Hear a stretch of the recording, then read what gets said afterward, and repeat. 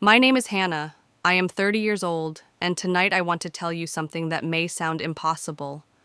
Imagine receiving a text message from your own father, a man who once promised you unconditional love. The message read, "You are not welcome in our five-star hotel." His words burned into my eyes. What he did not know, what no one in my family seemed to know, was that the entire hotel, the marble floors, the glittering chandeliers, the penthouse suites, every single brick of it, belonged to me. That is the kind of irony life sometimes writes with a cruel sense of humor. My family thought they were powerful, important clients, throwing their weight around inside a hotel they believed symbolized their class and status. But the truth, I owned not only that property, but 14 others across 3 continents. Thousands of employees carried out their work under my name. Industry magazines had called me a rising star, a game changer in luxury hospitality. And yet, at that moment, all I felt was the sting of rejection, the same rejection I had lived with since childhood. You see, this was not just a fight about a wedding venue or hotel reservations. This was about a lifetime of dismissal. My parents had never respected my choices. To them, law and finance were noble careers. Hospitality was nothing more than a servant's occupation. Even as I built an empire worth over $1 billion, they insisted on seeing me as the daughter who never measured up the girl who wasted her education chasing a foolish dream. When that message arrived, I sat in my office suite overlooking the Boston skyline. The hotel's grand ballroom shimmered below, prepared for my sister's wedding. Staff were running last-minute checks, waiters adjusting silverware, florists arranging the orchids I had personally chosen. Everything had been curated to perfection, not for me, but for my sister Jessica.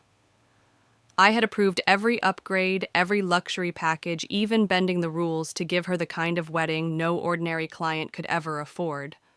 And still, I was being cast aside. I picked up my phone again. The rage inside me was sharp, but my voice when I spoke into the receiver was steady, almost calm. "Security, please revoke the Wellington family's VIP access. Effective midnight." My instructions were simple, precise, and final. If they wanted to treat me like an outsider, then I would honor their wish, but with a taste of reality attached. No more private lounges. No more complimentary champagne delivered to their suite. No more privileges they had always taken for granted. From that night forward, they would be ordinary guests just like anyone else. It may sound ruthless, but you need to understand how many years of silence, condescension, and betrayal led to that single decision. My story did not begin in this glittering penthouse. It began decades earlier in a house where reputation mattered more than affection, where achievements were measured not by passion, but by prestige. To tell you why this moment mattered, I need to take you back.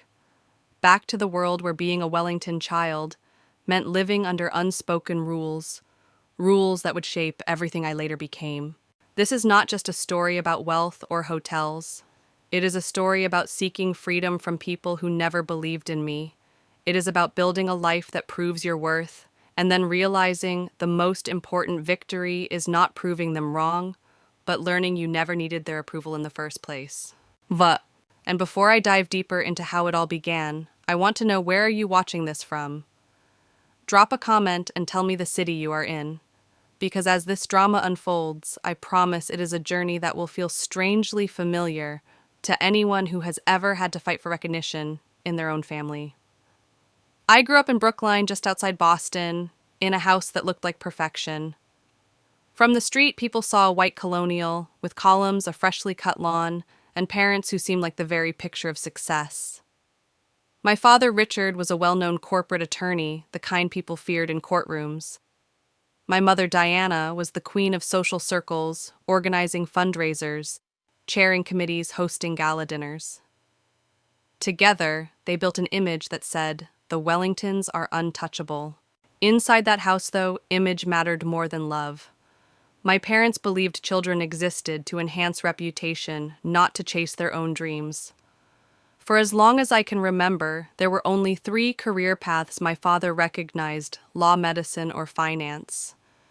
If you strayed from that narrow road, you were not just failing yourself, you were staining the Wellington name. I was the middle child. My brother Thomas followed the path perfectly: law school internships at prestigious firms, a handshake deal with my father's colleagues. My sister Jessica was too young then to feel the weight of expectation, but for me, every step was scrutinized. I was the girl who scored straight A's, won debate championships, and edited the school newspaper. But unless my achievements aligned with their blueprint, they were dismissed like childish hobbies. The first time I realized how deep the dismissal ran was during family vacations. While my parents sipped cocktails by the pool with other successful couples, I wandered through hotel lobbies. I remember the marble floors gleaming like mirrors, the scent of fresh lilies in tall vases, the hush of conversations blending with the quiet hum of service staff moving with perfect precision. It felt like magic to me, a living, breathing performance of elegance. But to my parents, my fascination was embarrassing.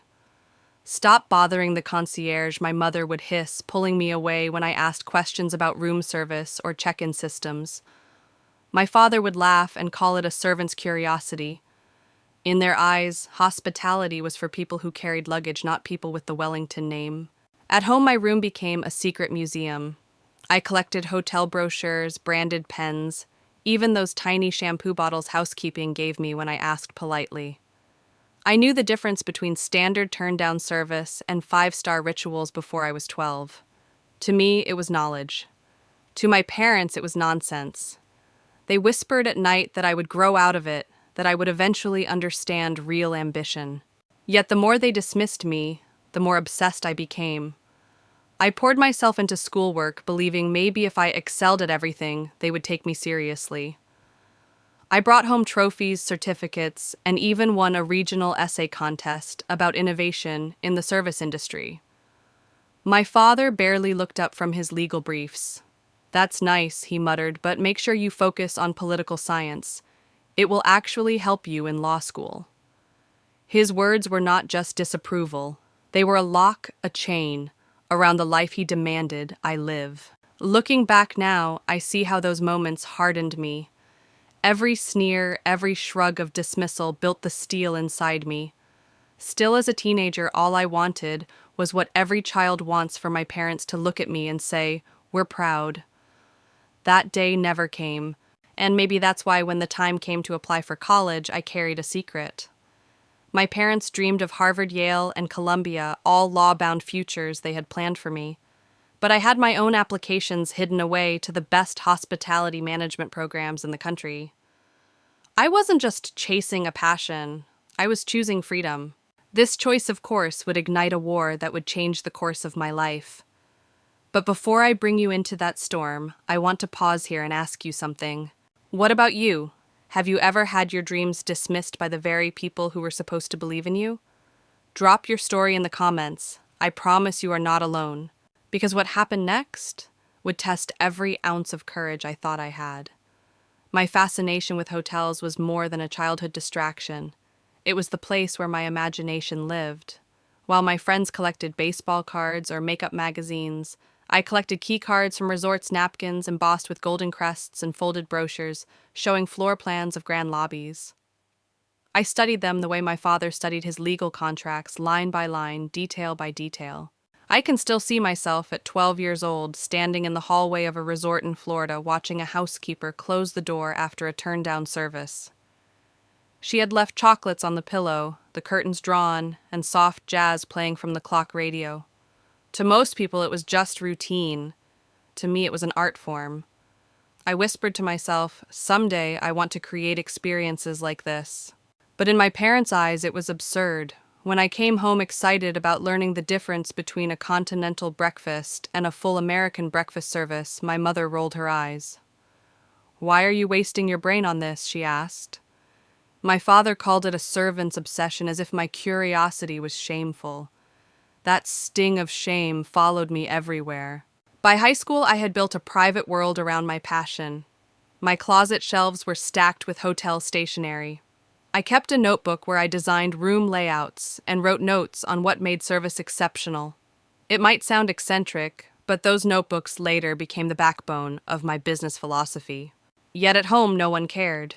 If I came back with a perfect GPA, my parents nodded politely. If my brother brought home a mediocre report but talked about law internships, my father opened a bottle of wine in celebration. The contrast was unmistakable. Love was conditional, granted only when you followed their script. The hardest blow came when I won a regional essay contest on service innovation. Out of hundreds of entries, mine was chosen. The judges praised my vision, saying I had a natural instinct for hospitality. I walked into my father's office, glowing, the certificate trembling in my hands. He barely looked up from his brief. "That's nice," he said flatly, "but focus on political science. That will actually help in law school." That moment shattered something inside me. It wasn't just dismissal. It was the declaration that my dream had no worth. For days, I lay awake at night staring at the ceiling, wondering why the things that lit my soul on fire meant nothing to them. But in that despair, a seed of defiance began to grow. If they would not validate me, I would validate myself. If they would not believe in me, I would build something so undeniable they couldn't ignore it. Still at 16, I didn't say those words aloud. I smiled politely at family dinners, played the role of the perfect student, and kept my secret world hidden. Inside, though, I was already preparing for rebellion. I clipped articles about Cornell's School of Hotel Administration. I read about the careers of legendary hoteliers.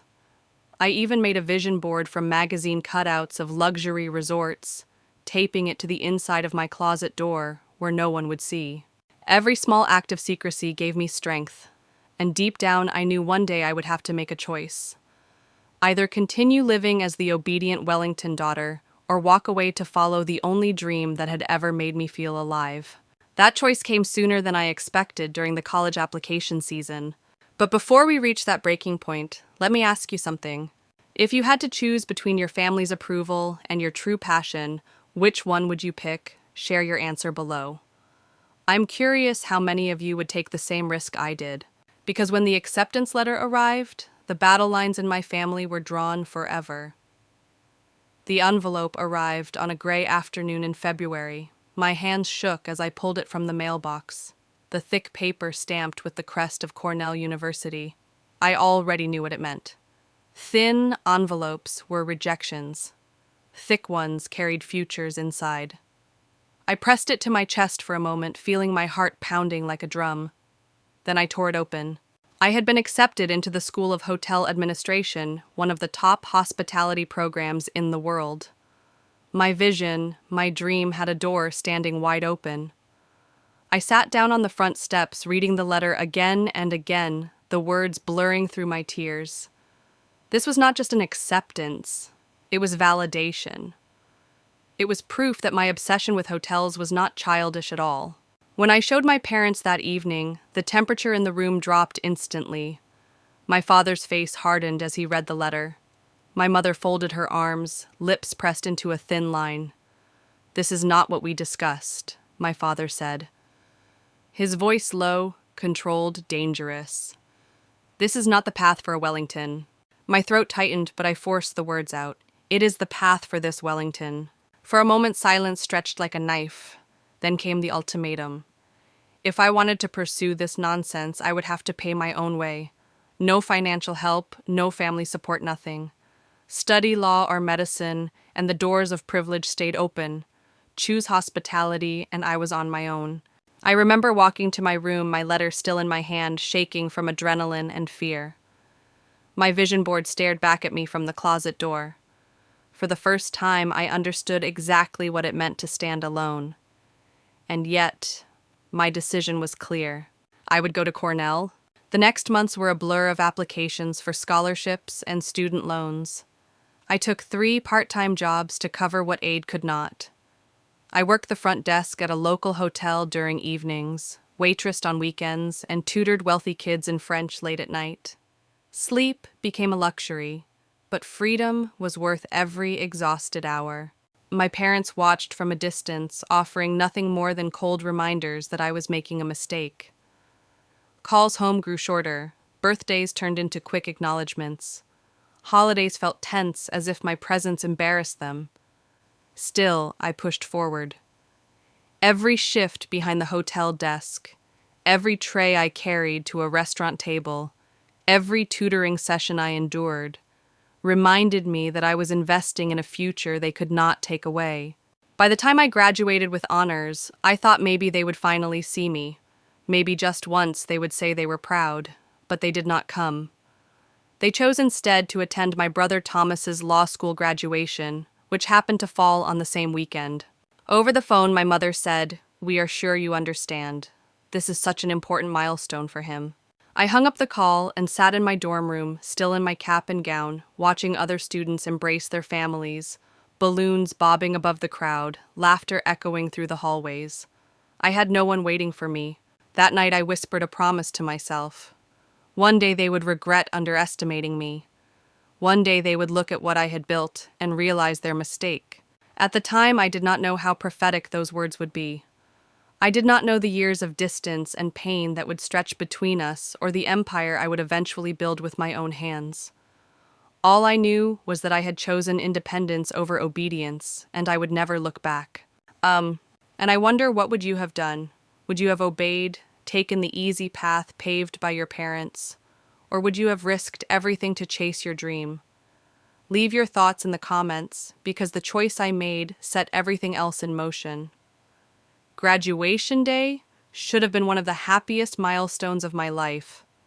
I walked across the stage in my black gown, my name echoing through the auditorium as I received my diploma with honors. The applause roared, but none of it mattered because when I looked out at the crowd, the seats reserved for my family were empty. My parents had chosen to attend my brother Thomas's law school graduation instead. They had not even tried to split their time. To them, his path mattered more than mine ever could. I remember calling my mother after the ceremony. I was standing under a tree outside the hall, still clutching the program, still hoping for anything.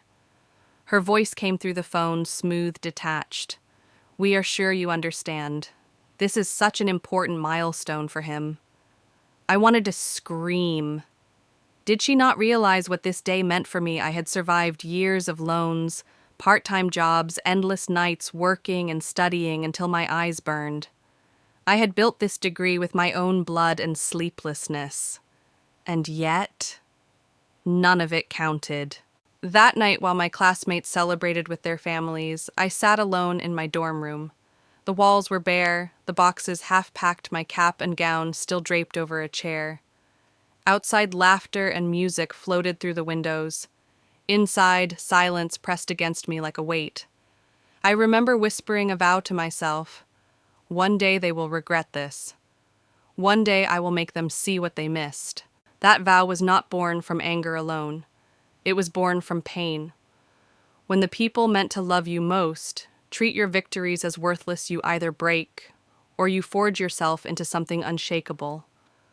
That night, I chose the second path. The years that followed were brutal. I took a small apartment in Queens, sharing space with 2 other hospitality graduates. The rent ate most of my paycheck, leaving little for food or comfort. I worked at the front desk of a boutique hotel in Manhattan, smiling for guests, while fighting exhaustion behind the scenes.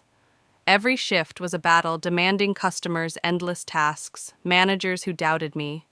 But every insult, every late night, every failure fueled the fire inside me. I reminded myself constantly they did not come. They chose him over me. And with every reminder, my resolve grew.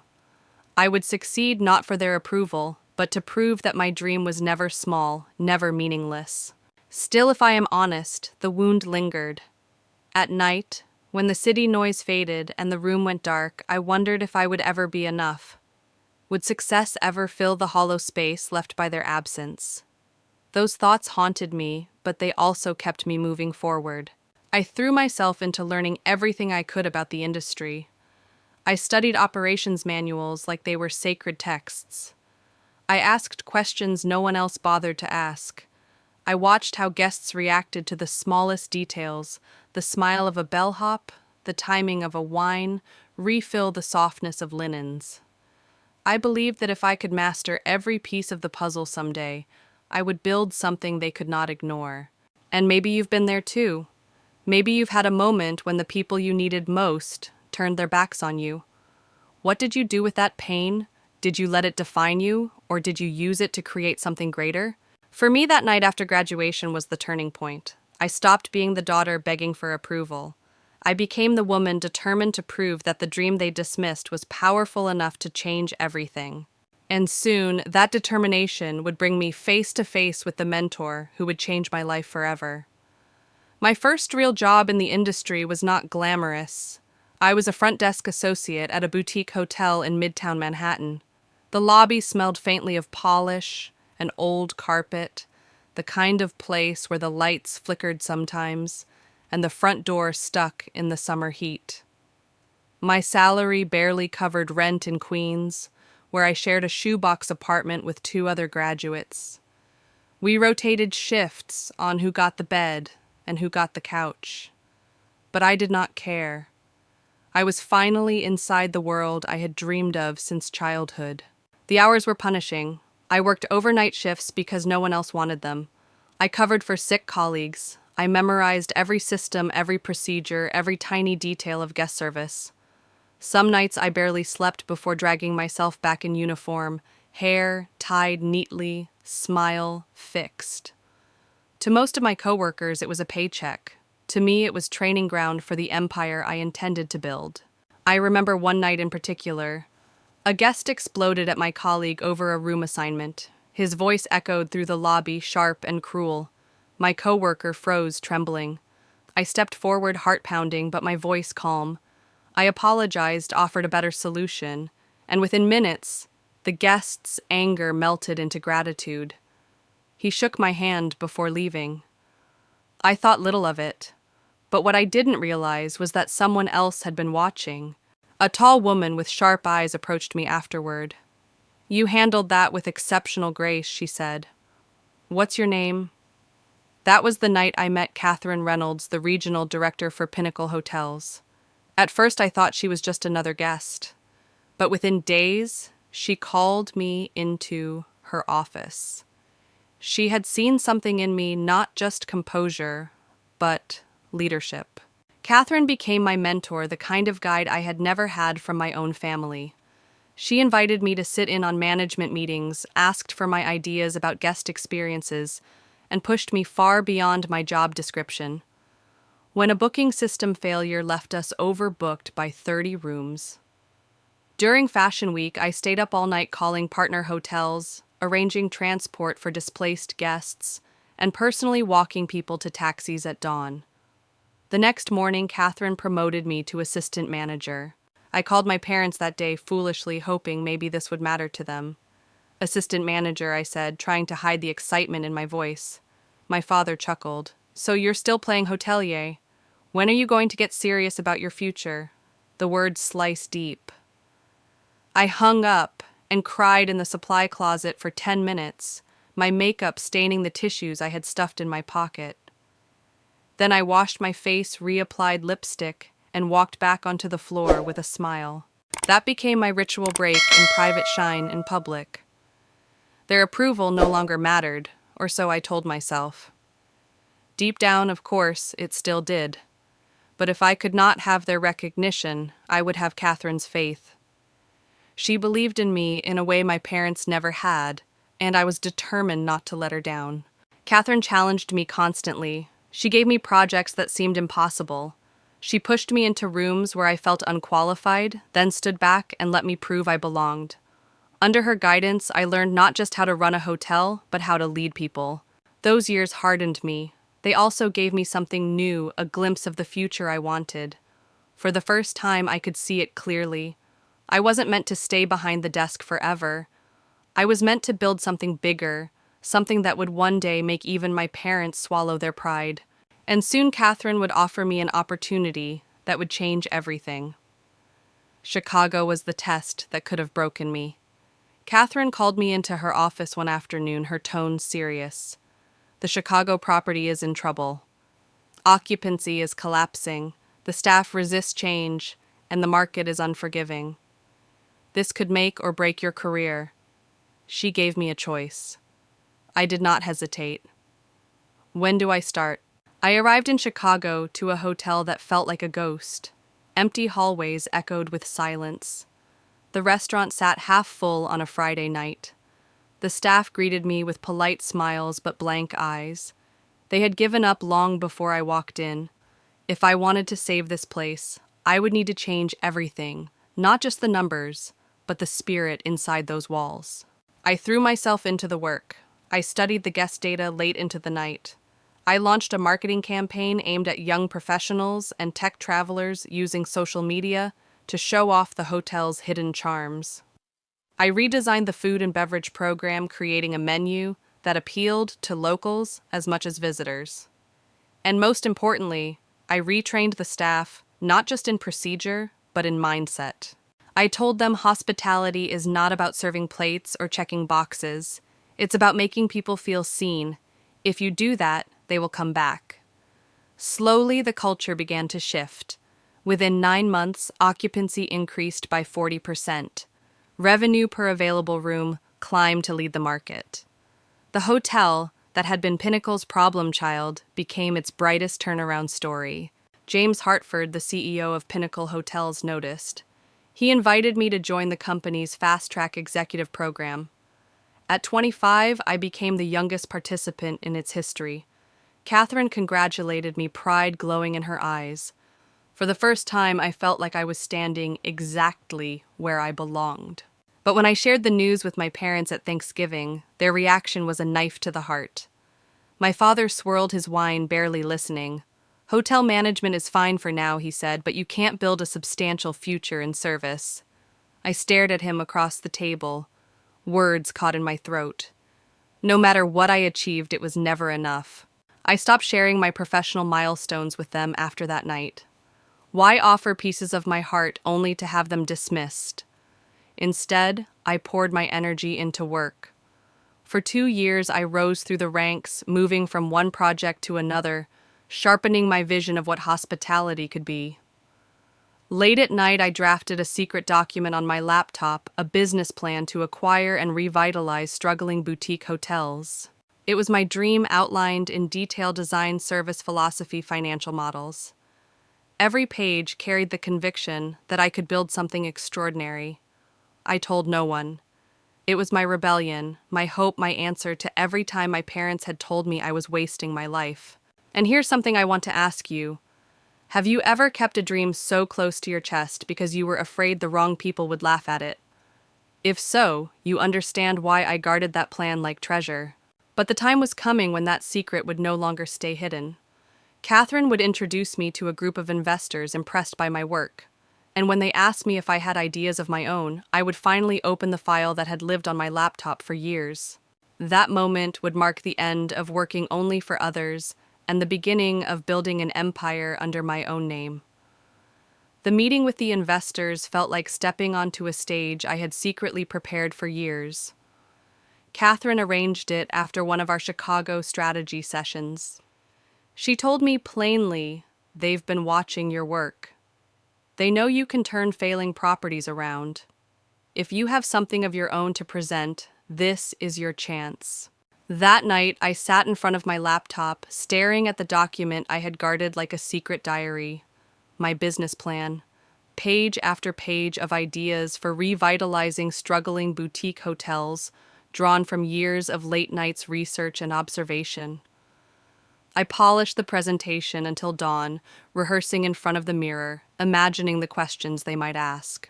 The investors were older men in tailored suits, skeptical by default.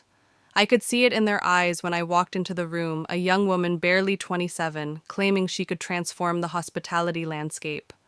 But once I began, their expression shifted.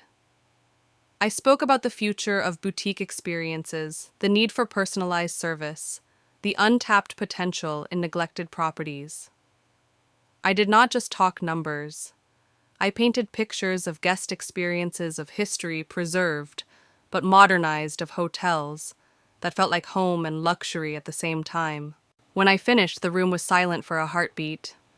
Then one of them leaned forward and said, "You're asking us to bet on vision as much as numbers." My chest tightened. And then he added, "I think it's a vision worth backing." Weeks later, I signed the papers for my first property, a once grand hotel in Providence that had fallen into disrepair.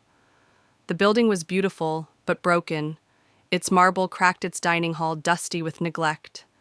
Standing in the empty lobby, the keys in my hand, I felt both exhilarated and terrified. I had taken on debt that could bury me if things went wrong. Every decision from that day forward was mine alone. The next 18 months tested every ounce of strength I had. I negotiated refinancing deals by day, studied interior design catalogs by night, and worked 17-hour shifts in between.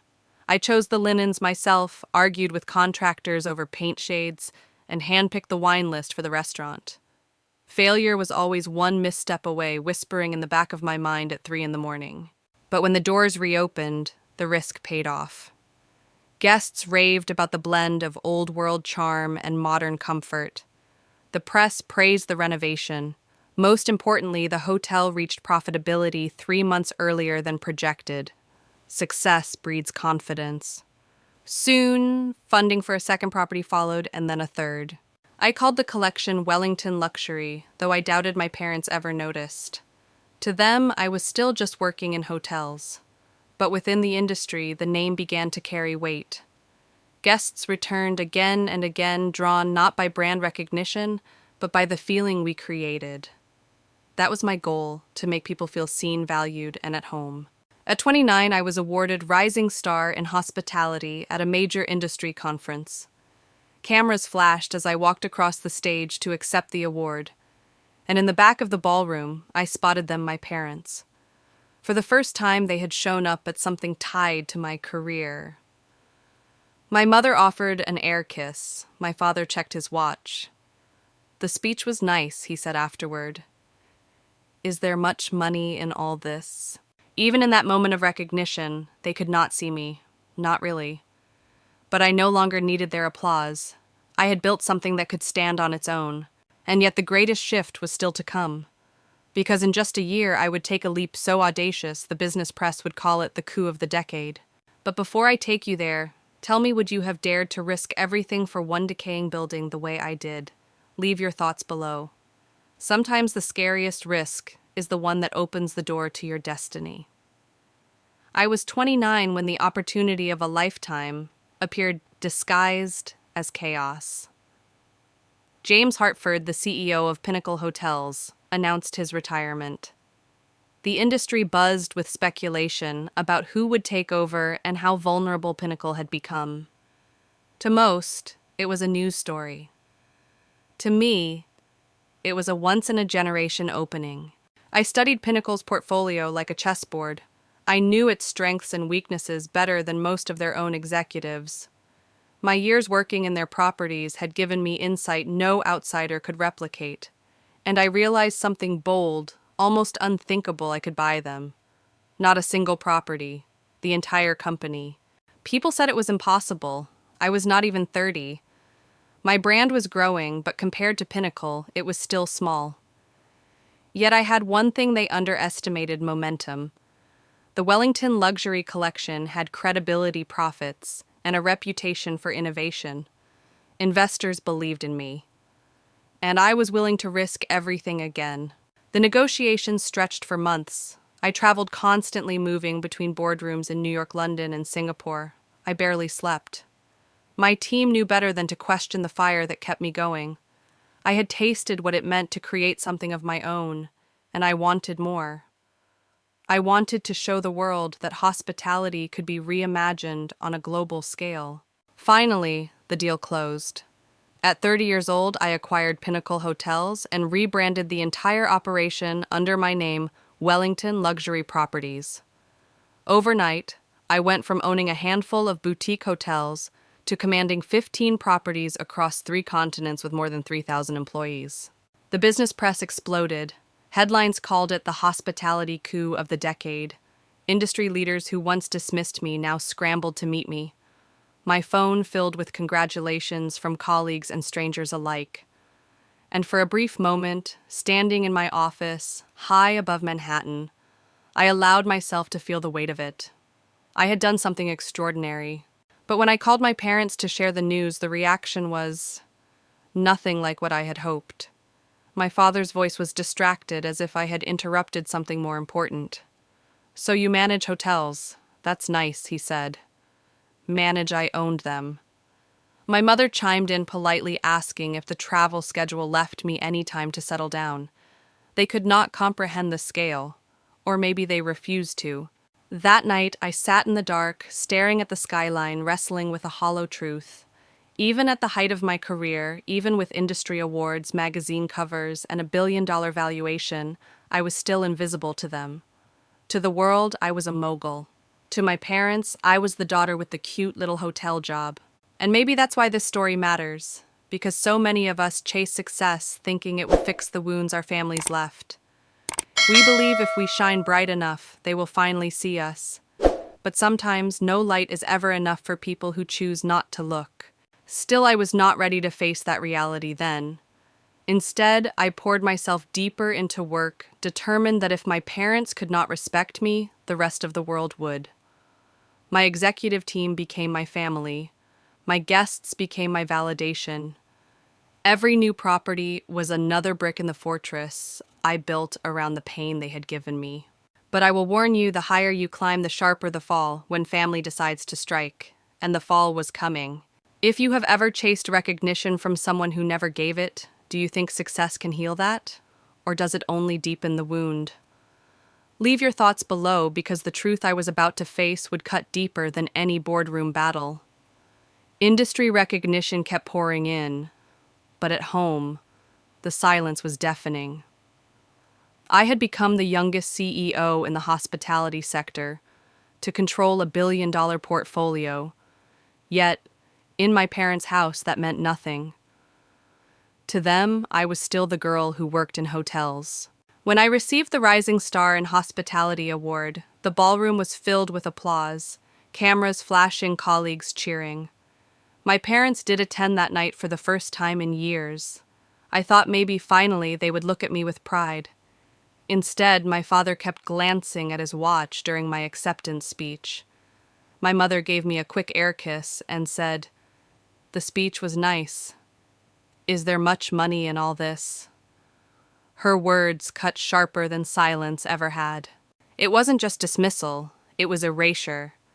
Every sleepless night, every 17-hour workday, every sacrifice I had made was invisible. They refused to see me as the woman who had built an empire from nothing. To them, my brother Thomas, the law partner, was still the golden child. They even threw him a grand party when he made partner at his firm. My invitation never came. I only found out through a cousin's social media post. That was the moment I stopped trying to include them. I no longer called to share promotions or property acquisitions. Why waste breath on ears that never listened? Instead, I let my actions speak to the world. Wellington Luxury Properties expanded into London, Singapore, and San Francisco. Our brand became synonymous with authentic luxury. Celebrities, royalty, business elites, they all stayed in my hotels. My name appeared on lists of the most powerful women in business. But inside, I felt empty. Because here's the truth: applause from the world can never replace love from the people you need most. Watching my guests gather with their families, celebrating weddings, anniversaries, graduations, it left a hollow ache inside me. I had built hotels where others created memories, but my own family bonds were collapsing like old plaster. I told myself it didn't matter. That lie became a shield I wore every day. Still late at night, the questions returned. If I reached the very top, would they finally see me? Or was I doomed to chase approval that would never come? You may have asked yourself the same. Maybe you worked yourself to the bone, hoping your parents, your partner, your mentor would finally say, "I'm proud of you." But what happens when they never do? Does it make your success worthless? Or does it force you to redefine what success really means? For me, the answer didn't come quickly.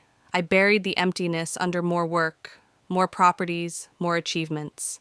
My executive team became my surrogate family, clapping when my parents should have supporting me when blood had failed me.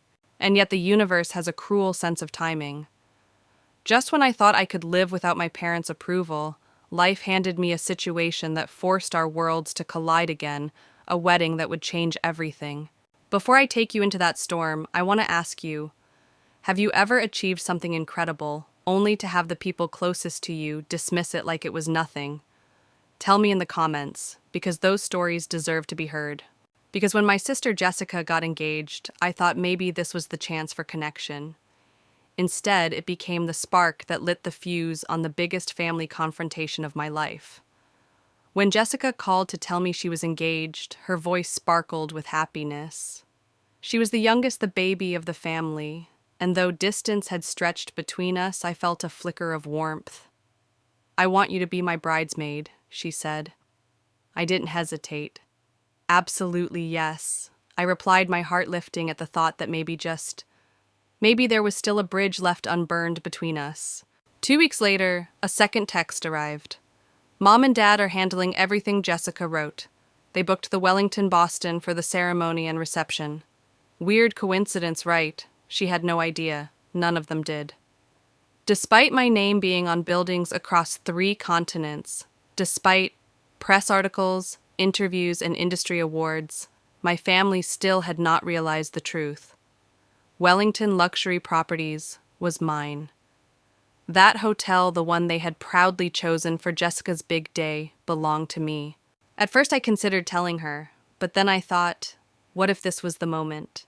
What if they walked into the lobby, saw the grandeur, felt the flawless service, and finally recognized what I had built before they even knew it was mine? So I stayed silent. I asked my general manager, Marcus Jenkins, to keep my identity concealed. "Impeccable service," I told him. "No one breathes a word about who owns this place." From the security office, I watched the first tour on the cameras. Jessica's eyes glowed with excitement. Her fiancé, Brian, looked impressed. My parents. They began criticizing instantly. The lobby looked smaller than online. My mother sniffed. My father frowned at the floral display I had personally designed, calling it ostentatious. Still, the staff kept their composure, guiding them with professionalism I was proud of. Their demands escalated with every meeting. They wanted 20 family members upgraded to suites, menu changes, outside our offerings, reception hours extended past midnight, even new linens in a shade of white that felt more appropriate. For any other client, the answer would have been no. But, for Jessica's sake, I approved everything. Watching from the shadows, I saw her embarrassment grow. "I'm sorry about my parents," she whispered once to the event coordinator. My heart ached. She was innocent in all of this. The rehearsal dinner was the breaking point. My father ordered an expensive wine only to explode when it was served at the wrong temperature. He berated Ryan, a young sommelier, barely 23, his voice cutting across the dining room. I couldn't watch my staff endure humiliation any longer. I stepped forward. "Is there a problem?" I asked, forgetting for a moment that I was supposed to be just another bridesmaid. My father turned on me incredulous. "Morgan, this is not your concern.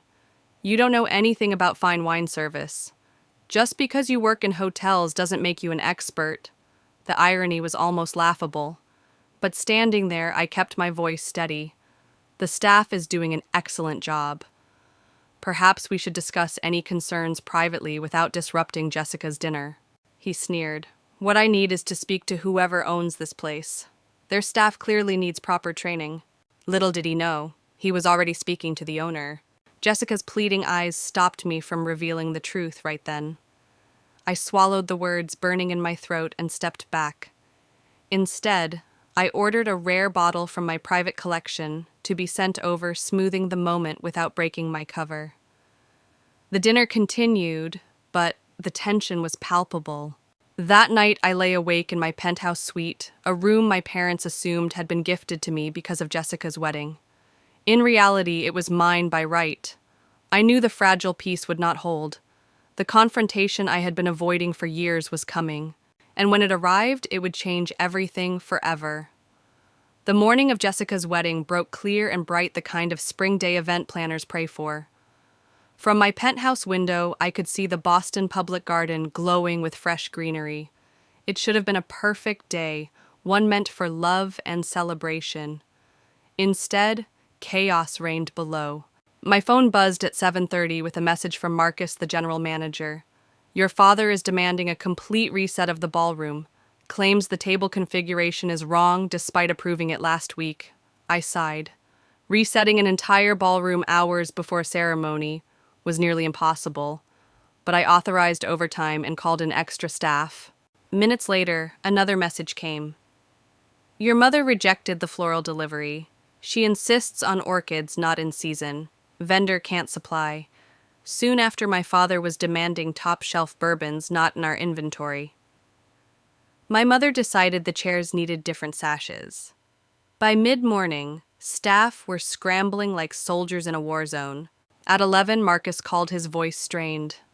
I'm sorry, Ms. Wellington. Your father is now in the ballroom personally ordering staff around. He told Carmen she should find another profession. She's been in this industry 20 years. That was the breaking point. Carmen was one of the most respected event managers I had ever hired. The thought of my father humiliating her ignited something inside me that had been simmering for decades. Assemble the executive team in the presidential suite, I told Marcus. It's time I deal with this directly. I changed out of the bridesmaid dress and into a business suit, my armor. Then I texted Jessica. I need Mom and Dad to meet me in the presidential suite. It's urgent. I'll explain soon. Her reply came quickly, confused but trusting. What's going on? They're stressing the staff out. I didn't answer. I couldn't. 20 minutes later, my parents walked into the suite, irritation etched on their faces. They stopped short when they saw not just me, but Marcus and my executive team waiting. My father's tone was sharp. What is the meaning of this, Morgan? We don't have time for games. The staff here clearly need constant supervision. I stood tall. My voice was steady. That staff you've been berating since you arrived? They're not just hotel employees. They are my employees. Every single one of them works for me. My mother frowned, confused. Are you working here now? Is that why you're not with the bridesmaids? I don't work here, I said, each word deliberate. I own here. Wellington Luxury Properties is my company. I built it. I run 15 hotels across 3 continents, including this one. The silence that followed was thick and absolute. My father's expression flickered, disbelief, confusion, then embarrassment quickly hardened into anger. That's impossible. You never mentioned owning anything of this scale. I met his gaze. I stopped mentioning my achievements when it became clear you weren't interested. The Wellington name on this building is not a coincidence. This is mine. My mother sank into a chair, pale. You own all of this. Since when? 5 years ago, I started with one property. 2 years ago, I acquired Pinnacle Hotels. It was covered in every major business paper. But you didn't notice. My father's voice rose defensive. So you deceived us, letting us book this venue without telling us what kind of game are you playing. I clenched my fists. A game. You've dismissed my career at every turn. You've treated my staff with contempt. And I still gave Jessica everything she wanted for her wedding. The only deception here is the one you've chosen, pretending I am less than I am. At that moment, the suite door opened. Jessica and Brian stood frozen in the doorway, shock written across their faces. What's going on? Jessica asked, her voice trembling. My father turned quickly. Your sister has been hiding things from us. No, I interrupted firmly. I never hid. You never asked. You never cared. Jessica looked at me with wide eyes. You own this hotel, the entire Wellington chain. Yes, I whispered, and I'm sorry you had to find out this way. The confrontation I had avoided for years had finally erupted right in the heart of my own empire. And none of us would leave that room unchanged. The silence in that suite felt endless. My parents stared at me as if I were a stranger. Jessica's hand still gripped Brian's, her eyes darting between us, searching for something solid to hold on to. My father was the first to break the quiet, his voice sharp with accusation. So this is your grand reveal. You wait until your sister's wedding to turn the spotlight on yourself. His words cut like glass. This isn't about me stealing attention, I said firmly. This is about respect. For years you dismissed my work as a hobby. You treated my staff like servants unworthy of dignity. I thought, maybe if you saw what I had built with your own eyes, you would finally understand. My mother looked down, her face pale. This is mortifying, she whispered. All the things I said about the decor, about the flowers. You mean those were your decisions? Yes, I answered evenly. Every detail you mocked was something I personally designed. And still I approved every demand you made, not for you, but for Jessica. Because she deserves joy, even if you can't see the people behind it. Jessica stepped forward, then her voice breaking.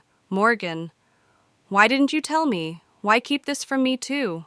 Tears threatened, but I held them back. Because it was easier than explaining why our parents never valued me. I didn't want you to carry that burden. For a moment she looked at me with a kind of wounded love, but my father wasn't finished. He leaned back in his chair, his face hardening. Well, now that we know, I assume the family will be getting discounts in the future. We've been paying full price all this time, when we could have had family rates. I felt the air leave my lungs. After everything I had revealed, after all the years of sacrifice and distance, this was his takeaway discounts. My anger surged. This is what matters to you. Not pride in your daughter. Not regret for the years you dismissed me. Just whether you've been paying too much. Brian shifted uncomfortably, then spoke for the first time. Maybe we should move the wedding to another venue. This seems complicated. We don't want drama overshadowing the day. My father seized on it immediately. Yes, perhaps that's best. We wouldn't want to impose on Morgan's business. His tone made the word business sound like dirt. Jessica gasped. Dad, you can't be serious. But I held up my hand. The contract is signed. Everything is prepared. Moving now would be impossible. Then we'll proceed as clients, my father declared coldly. Not family, since that seems to be how you prefer things. A moment later, my phone buzzed. It was a text from him. You are not welcome in our 5-star hotel. Your presence would make the family uncomfortable at Jessica's wedding. Please respect our wishes as clients. I stared at the screen, my chest tight. The audacity, the cruelty of it banning me from my own hotel. For a moment I thought I might scream. Instead, I looked up at Marcus, who stood quietly near the door. My voice was calm, steady, almost icy. Escort Mr. and Mrs. Wellington back to their suite. Jessica. I am so sorry. This is your day. I will not ruin it. Tears welled in her eyes. Morgan, please. It's all right, I whispered. Your day should be perfect. As my parents left the room, I typed a quick message to security. Revoke the Wellington family's VIP access effective midnight. Standard guest protocols only. If they wanted to be treated as clients, I would honor that request exactly. And in that moment, something inside me shifted forever. I did not attend Jessica's wedding. Instead, I sat in my office above the ballroom, watching through the security feeds. My sister looked beautiful, though I could see the shadow of sadness behind her smile. She kept glancing toward the seats where I should have been, and each time my chest tightened. Down below, my parents played their roles as the proud family, shaking hands, accepting congratulations. No one knew the truth that they had banned their own daughter from the very building she owned. At exactly midnight, as the last song faded and the reception wound down, I pressed send on a single command, revoke all VIP access for the Wellington family. Their key cards deactivated instantly. No more entry to the exclusive lounge. No more complimentary services. No more champagne waiting in their suite. They were now ordinary guests, subject to the same rules as everyone else. It was a small act of defiance, but it mattered. For once, I held the power. And though it felt cold, it was the only justice I could give to the staff they had humiliated all weekend. The next morning, my father called the front desk furious. "Do you know who I am?" he demanded. I listened later to the recording, my lips tightening as the night manager replied with perfect professionalism. "Yes, sir. You are Harold Wellington, guest in room 812. I'd be happy to issue you a new standard access keycard." The indignation in my father's silence was almost satisfying. But when I hung up, I felt no triumph. Alone in my office, surrounded by screens, the victory tasted hollow. I had won the battle, but lost the war I had been fighting my whole life. For years, I had told myself that if I became successful enough, powerful enough, wealthy enough, they would finally see me. And yet here I was banished from my sister's wedding, cut out by the very people I had been trying to impress. The press soon caught wind of the story. Gossip blogs speculated about infighting in the Wellington Empire. Some even suggested a hostile takeover attempt by relatives. My PR team scrambled, but the truth was messier than any headline. This wasn't corporate drama. It was family tragedy playing out in the most public of stages. In the days that followed, I buried myself in work. Back-to-back meetings, endless calls, endless flights. I told myself I was fine. But late at night, when the city lights flickered outside my window, I couldn't escape the ache in my chest. I had built hotels where families celebrated love, yet mine had crumbled beyond repair. The irony was cruel. I could make strangers feel valued, seen, cared for. But my own parents had never given me the same gift. Sometimes people ask me if stripping them of VIP access was petty. Maybe it was. But it wasn't about revenge. It was about drawing a boundary finally. They wanted to be treated as clients, fine. They would receive exactly that, nothing more. Still, boundaries don't heal wounds. They only stop them from deepening. And as much as I tried to pretend otherwise, the hurt was still raw. Have you ever done something out of self-respect only to find it didn't bring the peace you hoped for? If you have, then you understand the hollowness I felt. I thought I had written the final chapter in my family story that night. But the truth was, my journey wasn't ending. It was only beginning. Because healing doesn't come from punishing those who hurt you. It comes from learning how to live without their approval, and that was the lesson I was about to face. The days after the wedding blurred into endless motion. I buried myself in meetings, spreadsheets, and flight schedules. My executive team noticed the strain, but chose silence. They knew better than to mention the word wedding. Outwardly, I was still the unstoppable CEO of Wellington Luxury Properties. Inside, I was crumbling. Catherine, my mentor, was the only one who refused to let me hide. One Saturday morning, she appeared at my New York penthouse using the emergency code I had given her years ago. She found me in pajamas at 11, surrounded by takeout containers and unopened emails. "You can't keep pretending," she said, sitting across from me. "I'm fine," I lied. She raised an eyebrow, the same look she had given me years ago when I handled that furious guest in Midtown. "Morgan," she said softly, "you've built an empire from pain. But pain ignored doesn't vanish. It festers. You don't need another hotel. You need healing." Her words cracked something inside me. For the first time in years, I cried without restraint. I admitted the truth that no number of properties, no industry awards, no billion-dollar valuation could fill the void my parents had carved into me. Catherine let me weep until I was empty, then whispered, "Your success is real. It doesn't require their validation." That night I made 2 calls. The first was to a therapist who specialized in family trauma. The second was to Jessica. Her voice trembled when she answered. "Morgan, I've been trying to reach you. Are you okay?" I hesitated before speaking. "Not really, but I'm working on it." There was silence then. "I want us to stay connected. No matter what happens with Mom and Dad, I don't want to lose you again." Her words gave me something I hadn't felt in a long time: hope. The following months became a different kind of journey. Therapy forced me to peel away layers I had buried under ambition. I realized how deeply I had equated worth with achievement, how much of my identity was built not on passion, but on the desperate need to prove myself. My therapist said something that haunted me. "You keep trying to earn love from people who will never give it freely." What would it look like to stop? At first the thought terrified me, but slowly I began to understand. Success could no longer be my shield. I had to build a life outside of it. So I launched the Wellington Hospitality Foundation, providing scholarships for first-generation college students in hospitality. I started mentorship programs for young professionals whose families dismissed their dreams. Helping them gave me a strange sense of peace, as if by supporting them, I was finally giving my younger self the belief she never received. I also allowed myself to live. I reconnected with friends from Cornell, people I had pushed aside in my climb.